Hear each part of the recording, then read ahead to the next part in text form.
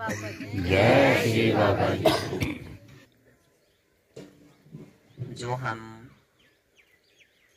इस संसार में आए हैं, बाबा जी ने हमें संसार में भेजा है, तो क्या करने के लिए भेजा है? हाँ जी, कर्म करने के लिए भेजा है। हाँ जी। कहीं ऐसा तो नहीं बोला कि किसी का बुरा ही मांगते रहो? नहीं। हाँ जी। तो एक न एक दिन ये जो हमें चोला मिला है, शरीरी मनुष्य देह, इसको छोड़ के भी जाना। हाँ जी, जाना है। अरे तो हमें इंसान होने के नाते हमारा ये फर्स्ट दायित्व बनता है कि हम सबसे पहले सबके ऊपर दया करना सीखें। क्या करना सीखें? दया।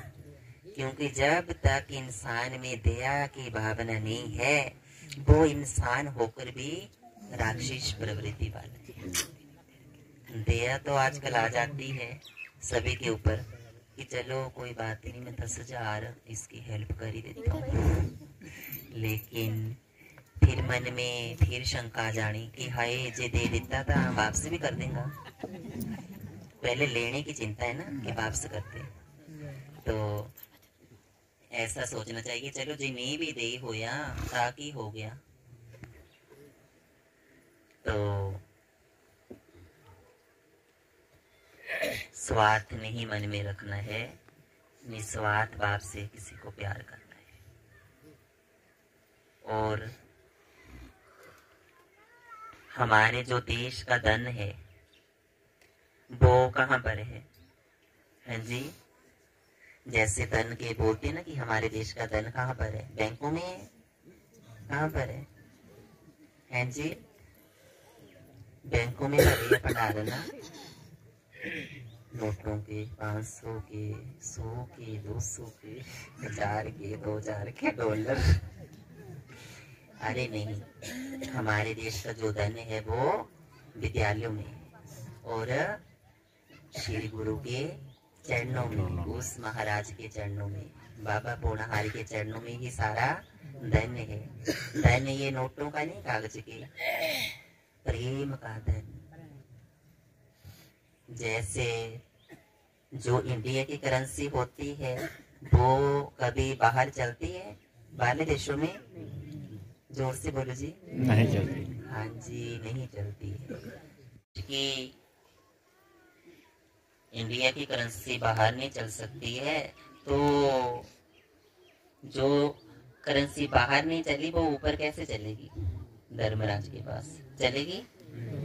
तो वहां पर कौन सी करेंसी चलेगी? प्रभु के नाम की। बोलते हैं ना, मीरा माई जी ने बोल था, पायो जी पायो मैंने राम रतन धन पायो। तो जिसके पास राम नाम का धन होगा वो ही पार होगा, बाकी सब मझधार में फंसे होंगे। फिर नैया को पार कैसे लगाना है?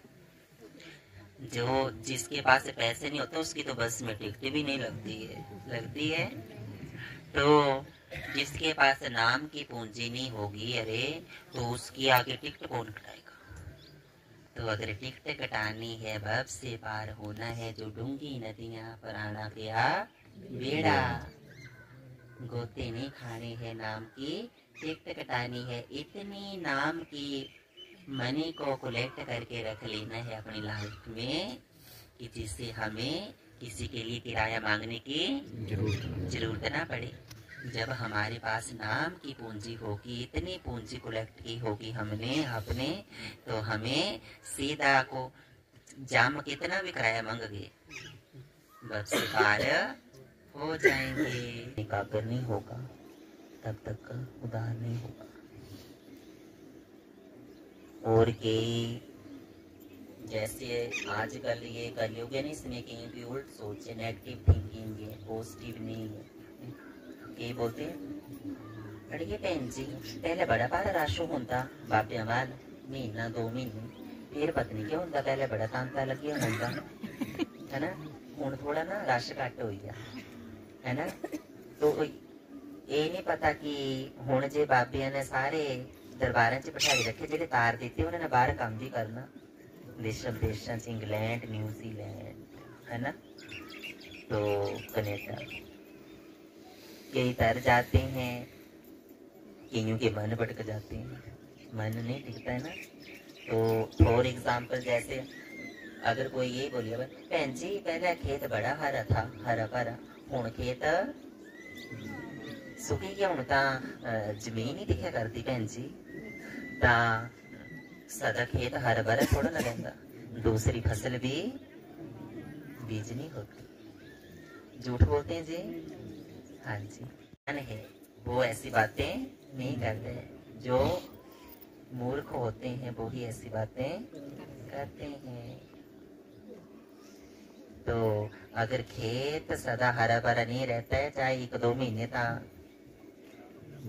ऐसे रहता है ना, मिट्टी नॉर्मल, फिर फसल बीज बोते हैं, फिर उग जाती है। तो कहने का भाव है कि कभी रौनक होती है, कभी सुन बड़ी होती है, कभी उतार होता है, कभी चढ़ाव होता है। इतनी संगत जाती है बाबा जी की गुफा में, दिन को रौनक होती है, रात को फिर चले जाते हैं। जमीन बेंकी नहीं है, बंदा ही घूम रहा है ना। जैसे बोलते हैं वृक्ष होता है ना, अगर आपके यहाँ छपरों में बारिश पड़ी होगी तो वृक्ष ये थोड़ा ना बोलते हैं कि चलो जड़ा के समेत ही चलते हैं, उठ के वहां मैं भीग लेता हूँ, पूरा सूख गया, मेरे को ना बड़ी गर्मी लग रही है, और वो वहां भीग के फिर मैं यहाँ तीरा में आके खड़ा हो जाऊंगा। कभी जाता है? नहीं जाता है। तो हमें वृक्षों से सीख लेनी चाहिए। अगर वृक्ष एक जगह खड़ा है, वृक्ष बारिश के पास नहीं जाते हैं, बारिश वृक्ष के पास आती है। और ठेके वाला घर घर नहीं जाता है, जिसको डर्टी हैबिट पड़ी है, गलत आदत, वो किसके पास जाता है? ठेके वाले के पास। दूध बेचने वाला घर घर जाता है, फिर उसकी रिस्पेक्ट फिर भी नहीं होती है। 2 दिन लेट हुई गया, आज लेट हो गया तो कट्टा मैं नहीं लेना दूध देते।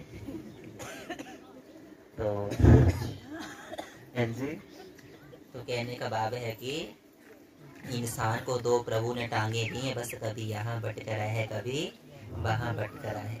मन बिच बच दे सांख, मन बिच बच दिया कहती, मन बिच बच दे खड़ताल, बजाओ ताल से ताल।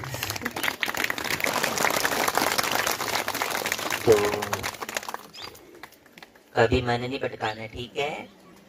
कण कण में बाबा जी का नूर समाया हुआ है, कहीं मर्जी डालो वहाँ हाजिर है। ये एक हवा ही तो है जो हर जगह है। भगवान का हवा है ना, जिसको देखा नहीं जा सकता, ओनली रियलाइज, एहसास। और जो बाबा जी की सेवा करता है, बाबा जी को बुलाता है, सच्चे दिल से जाता है, जोत जगाता है, बाबा जी का उसको एहसास जरूर होता है। और एहसास उसे होता है जो सिमरन करता है। जैसे हम खेत में दवाई डाली होगी ना, तो हमें जी का भी एहसास होता है, लेकिन होता उसको जिसके ऊपर महाराज की विशेष कृपा हो। तो भक्ति का दान मांगना चाहिए, धन दौलत नहीं मांगनी चाहिए। हमारा जो हिमाचल प्रदेश है, बड़ा देवभूमि के नाम से पुकारा जाता है। अनेकों मोड़ मोड़ के ऊपर चमत्कार देखने को मिलते हैं, लेकिन हर बात को सीरियस लेना है, किसी चीज को मजाक में नहीं लेना है। क्योंकि अगर सीरियस लोगे तो पत्थर भी रब होगा, अगर मजाक में लोगे तो रब भी पत्थर होगा। तो बोलते हैं नेक सोच नेक इरादे, सोच से ही रखो, आगे बढ़ते रहो। पॉजिटिव को नेगेटिव में कन्वर्ट मत करो, नेगेटिव को भी पॉजिटिव में कन्वर्ट कर दो, तभी बंदा जी सकता है। छोटे को देख के जियो, बड़े को देख के मत जियो। शायद जो रब ने आपको दिया है, कोई उस चीज को पाने के लिए तरस रहा है। रीढ़ की हड्डी पक्की होती है ना, रीढ़ की हड्डी, उसको कभी भूख नहीं पड़ता है, पड़ता है जी। तो जिसकी विश्वास की डोर पक्की है, वो कभी भी नहीं टूटती है। तो विश्वास के ऊपर ये धरती टिकी हुई है, तो विश्वास बना के रखना है। हर किसी में बाबा जी का रूप देखना है। किसी में भूत नहीं देखना है पखंड, और हर चीज को पॉजिटिव सोच के आगे बढ़ते बढ़ते बढ़ते बढ़ते ही गुफा देवासी जी दा